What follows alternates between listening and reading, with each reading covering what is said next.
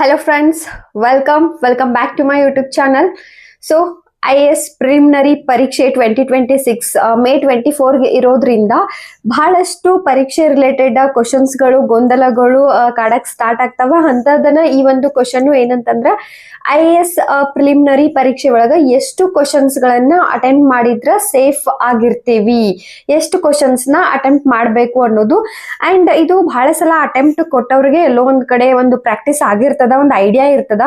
But ಯಾರೆಲ್ಲ ಈ ವರ್ಷ ಒಂದು ಎಕ್ಸಾಮ್ ಕೊಡ್ಲಿಕ್ಕತ್ತೀರಿ ಅಥವಾ ಲಾಸ್ಟ್ ಇಯರ್ ಅಟೆಂಪ್ಟ್ ನ ಕೊಟ್ಟಿದ್ರಿ, ಸೊ ಪ್ರಿಲಿಮ್ಸ್ ಕ್ಲಿಯರ್ ಆಗಿಲ್ಲ ಅಂತ ಎಲ್ಲ ವಿದ್ಯಾರ್ಥಿಗಳಿಗೆ ಡೆಫಿನೆಟ್ಲಿ ಬಹಳನೇ ಯೂಸ್ಫುಲ್ ಆಗ್ತದ. ಸೊ ಹಂಗಂದ್ರೆ ಎಷ್ಟು ಕ್ವಶನ್ಸ್ ನ ಅಟೆಂಪ್ಟ್ ಮಾಡಬೇಕು ಅನ್ನೋದು ಲೈಕ್ ಯಾವೆಲ್ಲ ಒಂದಷ್ಟು ಪಾಯಿಂಟ್ ಮೇಲೆ ಡಿಪೆಂಡ್ ಆಗಿರ್ತೈತೆ ಅಂದ್ರೆ, ಫಸ್ಟ್ ಕ್ವಶನ್ ಪೇಪರ್ದು ಒಂದು level of difficulty, like easy ಐತೋ, ಮಾಡ್ರೇಟ್ ಐತೋ, ಡಿಫಿಕಲ್ಟ್ ಐತೋ ಅದ್ರ ಮೇಲೆ. ಅಂಡ್ ಅಕ್ಯುರಸಿ, ಕ್ಯಾಂಡಿಡೇಟ್ಸ್ ಅಕ್ಯುರಸಿ ಮೇಲೂ ಕೂಡ ಇದು ಡಿಪೆಂಡ್ ಆಗಿರ್ತದ. ಸೊ ಹಂಗಾದ್ರೆ ಒಂದು ಜನರಲ್ ಆಗಿ ನಾವು ಎಷ್ಟು ಕ್ವಶನ್ಸ್ ಗಳನ್ನ ಅಟೆಂಡ್ ಮಾಡಬೇಕು ಒನ್ ಒಳಗಂತ ನೋಡೋದಾತಂದ್ರ 75 to 85 ಕ್ವಶನ್ಸ್ ಗಳನ್ನ ಅಟೆಂಡ್ ಮಾಡಬಹುದು. ಅಂಡ್ ಕ್ವಶನ್ ಪೇಪರ್ ಯಾವಾಗ ತೀರಾ ಈಸಿ ಇರ್ತದ, ತೀರಾ ಈಸಿ ಅಂದ್ರೂ UPSC ಪ್ರಿಲಿಮಿನರಿ ಪರೀಕ್ಷೆ ಇರುವುದಿಲ್ಲ, ಬಟ್ ಒಂದ್ ಲೆವೆಲ್ಗೆ ಪೇಪರ್ ಈಸಿ ಐತಿ. ಎಸ್, ಈಸಿ ಐತಿ ಅಂತ ಹೆಂಗ್ ಗೊತ್ತಾಗ್ತೈತೆ ಅಂದ್ರೆ, ಯಾವಾಗ ಫಸ್ಟ್ ರೌಂಡ್ ನೀವು ಒಂದು ಕ್ವಶನ್ ಪೇಪರ್ ನ ಟಿಕ್ ಮಾಡ್ತಾ ಹೋಗ್ತೀರಿ, ಸಾಲ್ವ್ ಮಾಡ್ತಾ ಹೋಗ್ತಿರಲ್ಲ, ಅವಾಗ ಒಂದು 25ರಿಂದ 30 ಕ್ವಶನ್ ಏನಾರ ಸಾಲ್ವ್ ಆಗತ್ತವಂದ್ರೆ ಅದು ಪಕ್ಕ ಒಂದು ಈಸಿ ಟು ಮಾಡ್ರೇಟ್ ಒಳಗೆ ಐತಿ ಅಂತ ಅರ್ಥ ಮಾಡ್ಕೊಳ್ರಿ. ಸೊ ಕ್ವಶನ್ ಪೇಪರ್ ಏನಾರ ಒಂದ್ ಲೆವೆಲ್ಗೆ ಈಸಿ ಐತಿ ಅಂದಾಗ ನಿಮ್ಮ ಕ್ವಶನ್ಸ್ ಗಳ ಸಂಖ್ಯೆನ ನೀವು ಇನ್ಕ್ರೀಸ್ ಮಾಡ್ಬೇಕಾಗ್ತದ. ಯಾಕಂದ್ರ ಕಟ್ ಆಫ್ ಹೆಚ್ಚು ಬರ್ತದ. ಕ್ವಶನ್ ಪೇಪರ್ ಈಸಿ ಇತ್ತಂದ್ರ ಕಟ್ ಆಫ್ ಜಾಸ್ತಿ ಬರ್ತದ. ಹಿಂಗಾಗಿ ಕ್ವಶನ್ ನ ಇನ್ನೂ ಜಾಸ್ತಿ ಅಟೆಂಡ್ ಮಾಡ್ರಿ. ಇನ್ನ ಕ್ವಶನ್ ಪೇಪರ್ ಟಫ್ ಅದ. ಎಸ್, ಇನಿಷಿಯಲ್ ಫಸ್ಟ್ ರೌಂಡ್ ಒಳಗನ ನಿಮ್ಗೆ ಕ್ವಶನ್ಗಳು ಬಹಳ ಟಫ್ ಅನ್ಸಾಕತ್ತು, ಮಾಡ್ರೇಟ್ ಟು ಡಿಫಿಕಲ್ಟ್ ಬಂದಿರ್ಬೋದು ಅಥವಾ ಡಿಫಿಕಲ್ಟ್ ಅನ್ನು ಬಂದಿರ್ತೈತಿ ಕ್ವಶನ್ ಪೇಪರ್.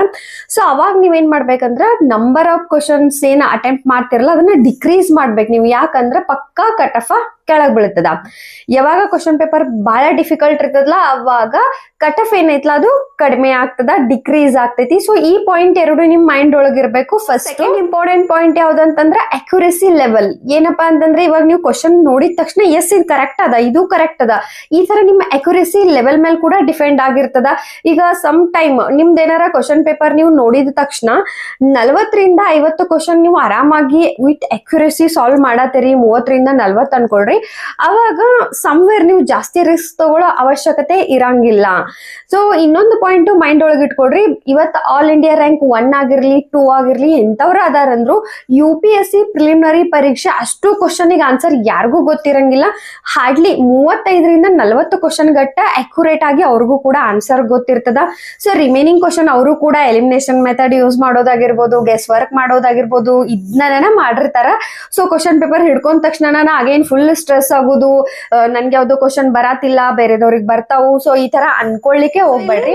ಸೆಕೆಂಡ್ ಪಾಯಿಂಟ್ ಏನ್ ಹೇಳಿದೆ, ಅಕ್ಯುರಸಿ. ಸೊ ನಿಮ್ಮ ಅಕ್ಯುರಸಿ ಮೇಲೆ ಕೂಡ ಡಿಪೆಂಡ್ ಆಗ್ತದ. ನಿಮ್ಗೆ ಏನಾರ ಬಹಳ ಕ್ವಶನ್ ಪರ್ಫೆಕ್ಟ್ ಅನ್ನ ಗೊತ್ತದವು ಅಂದಾಗ ಕೂಡ ನೀವು ಸ್ವಲ್ಪ ಕ್ವಶನ್ ಸಂಖ್ಯೆನ ಡಿಕ್ರೀಸ್ ಮಾಡಿದ್ರು ಕೂಡ ನಡೀತದ.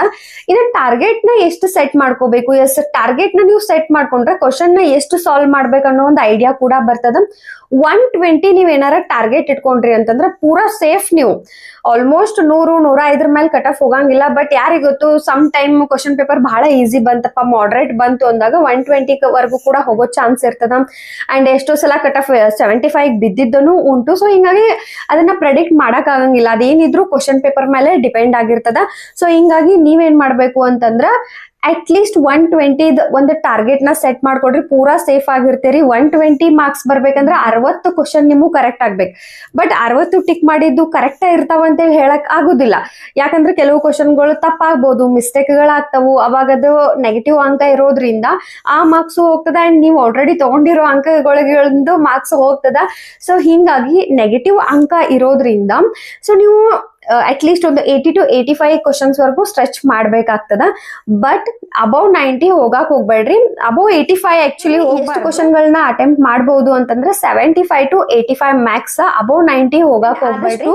ಕ್ವಶನ್ಸ್ ಗಳನ್ನ ಸಾಲ್ವ್ ಮಾಡ್ಲಿಕ್ಕೆ ಸೆಲೆಕ್ಟ್ ಮಾಡ್ಕೊಳ್ಳೋದು ಅಂಡ್ ಸ್ಕಿಪ್ ಮಾಡೋದನ್ನ ಕೂಡ ನೀವು ಕಲಿಬೇಕು. ಅಂಡ್ ಎಲಿಮಿನೇಷನ್ ಟ್ರಿಕ್ ನ ಪ್ರಾಕ್ಟೀಸ್ ಮಾಡ್ಕೊಳ್ರಿ. ಅಂಡ್ ಆದಷ್ಟು ಇವಾಗ ಲಾಸ್ಟ್ ಮೂಮೆಂಟ್ ಒಳಗೆ ಇರೋದ್ರಿಂದ ಆದಷ್ಟು ಪ್ರಾಕ್ಟೀಸ್ ನ ಮಾಡ್ಕೊಳ್ರಿ. ಪ್ರಿಲಿಮಿನರಿ 2026 ಸಲುವಾಗಿ ಬಗ್ಗೆ ಒಂದಾದ್ಮೇಲೆ ಒಂದು ನಿಮ್ಗೋಸ್ಕರ ಯೂಸ್ಫುಲ್ ವಿಡಿಯೋಸ್ ಬರ್ತಿರ್ತಾವ, ಚೆಕ್ ಮಾಡ್ಕೊಡ್ರಿ. ಬಟ್ ಹಂಗಂತ ಪೂರಾ ಟೈಮ್ ಯೂಟ್ಯೂಬ್ ಒಳಗ ಹಾಳು ಮಾಡ್ಬೇಡ್ರಿ. ಅವಶ್ಯಕತೆ ಇದ್ರ ನೋಡ್ರಿ, ಇಲ್ಲ ಅಂತಂದ್ರ ಸ್ಕಿಪ್ ಮಾಡ್ರಿ. Thank you for watching.